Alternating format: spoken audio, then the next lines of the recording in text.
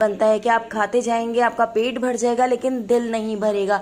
तो चलिए इस मज़ेदार से कैरमल क्रंच डेजर्ट की रेसिपी को देख लेते हैं। तो यहाँ पर मैंने 1 कप चीनी ले ली है। तो मैं छोटे कप से नाप कर चीनी ले रही हूँ। चीनी को हमने एक फ्राइंग पैन के अंदर ऐड कर देना है और चीनी का हमने कैरमल बनाकर तैयार कर लेना है। तो आपने इसमें अभी बिल्कुल भी चमचा वगैरह नहीं चलाना है, आपने बस इसको लो से थोड़े से ज़्यादा फ्लेम पर इस तरह से छोड़ देना है। इसका कैरमल खुद ही बनना शुरू हो जाएगा। और यहाँ पर आप देख सकते हैं जैसे ही इस तरह से कैरमल बनना शुरू हो जाएगा तो उसके बाद अब हम इसके अंदर चमचा चलाकर इसको अच्छी तरह से मिक्स कर लेते हैं ताकि साइडों पर जितनी भी चीनी है वो भी अच्छी तरह से कैरमलाइज हो जाए। तो यहाँ पर ये इस तरह से मेल्ट हो चुकी है, हमारा यहाँ पर कैरमल भी बनकर तैयार हो चुका है।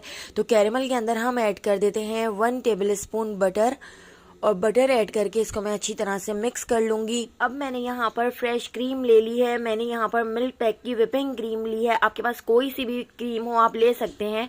तो यहाँ पर इस क्रीम के अब हम इसके अंदर ऐड कर देते हैं तकरीबन 2 टेबल स्पून ऐड करके मैं इसको अच्छी तरह से मिक्स कर लूँगी। और बस अब हमने इसको सिर्फ 15 से 20 सेकेंड तक और पकाते हुए मिक्स करना है। इससे ज़्यादा आप नहीं पकाइएगा वरना ये बहुत ज़्यादा थिक हो जाएगी।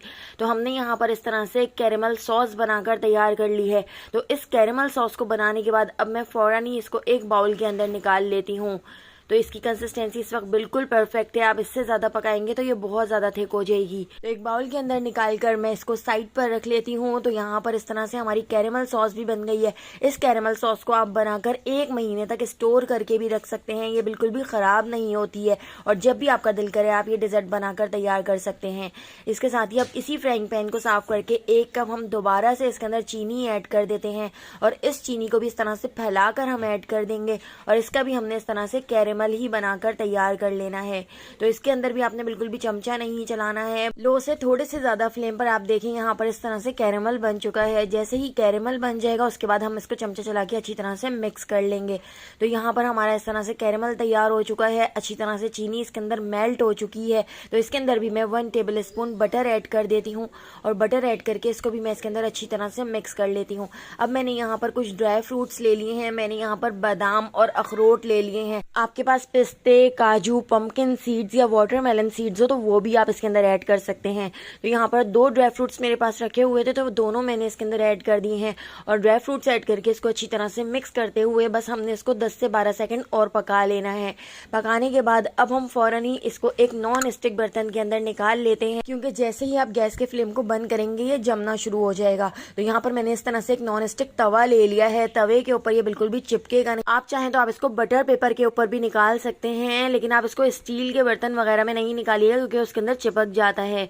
तो इस तरह से अब हम इसको अच्छी तरह से इस तरह फ्लैट कर लेते हैं, एक ब्लॉक सा बना लेते हैं और ब्लॉक बनाने के बाद इसको मैं थोड़ी देर के लिए ठंडा करने के लिए छोड़ देती हूँ और ठंडा करने के बाद इसको मैं थोड़ा सा हावन दस्ते के अंदर कूट लूंगी। इस तरह से हमारी क्रंच पर्लिन बनकर तैयार हो जाएगी। तो यहाँ पर हमारी क्रंच पर्लिन भी तैयार है और हमारी सॉस भी बनकर तैयार हो चुकी है। तो इन दोनों चीज़ों को हम साइड पे रख देते हैं। अब मैंने यहाँ पर व्हिपिंग क्रीम ले ली है, तो मैंने मिल्क पैक की व्हिपिंग क्रीम ली है। आपके पास कोई सी भी व्हिपिंग क्रीम हो आप उसका इस्तेमाल कर सकते हैं। तो व्हिपिंग क्रीम ऐड करके अब हमने इसको बीट कर लेना है। 5 से 6 मिनट हम इसको बीट करेंगे ताकि ये थोड़ी सी थिक हो जाए। तो मैं इसको हैंड विस्कर से बीट कर रही हूँ, आप चाहें तो आप इसको बीटर से भी बीट कर सकते हैं। तो यहाँ पर इस तरह से मैंने इसको बहुत अच्छी तरह से बीट कर लिया है, ये थोड़ी सी थिक होना शुरू हो चुकी है। विस्कर से बीट करने में आपको 6 से 7 मिनट का टाइम लग सकता है, लेकिन अगर आप बीटर से बीट करेंगे तो 1 मिनट में ये क्रीम बीट हो जाएगी। लेकिन बहुत सारे लोगों के पास बीटर नहीं होता है, इसलिए मैं भी आपको इस तरह से हैंड विस्क से बीट करके दिखा रही हूँ। तो दोस्तों यहाँ पर मैं आपको याद दिलाती चलूँ, अगर आपको मेरी रेसिपी अच्छी लग रही है तो लाइक करना बिल्कुल भी मत भूलिएगा और अगर रेसिपी अच्छी नहीं लग रही है तो आप इसको डिसलाइक भी कर सकते हैं।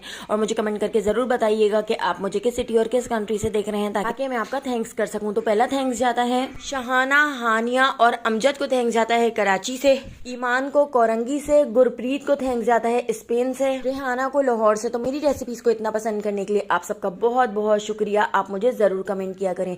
तो क्रीम को बहुत अच्छी तरह से बीट करने के बाद अब हम इसके अंदर ये कैरेमल सॉस ऐड कर देते हैं। तो आप देख सकते हैं ठंडी होने के बाद बाद इस तरह से कैरेमल सॉस कितनी ज़्यादा थिक हो चुकी है। तो एक पैकेट हमने यहाँ पर व्हिपिंग क्रीम ली थी, उसके अंदर हमने 2 टेबल स्पून भर के इस तरह से ये कैरेमल सॉस ऐड कर दी है।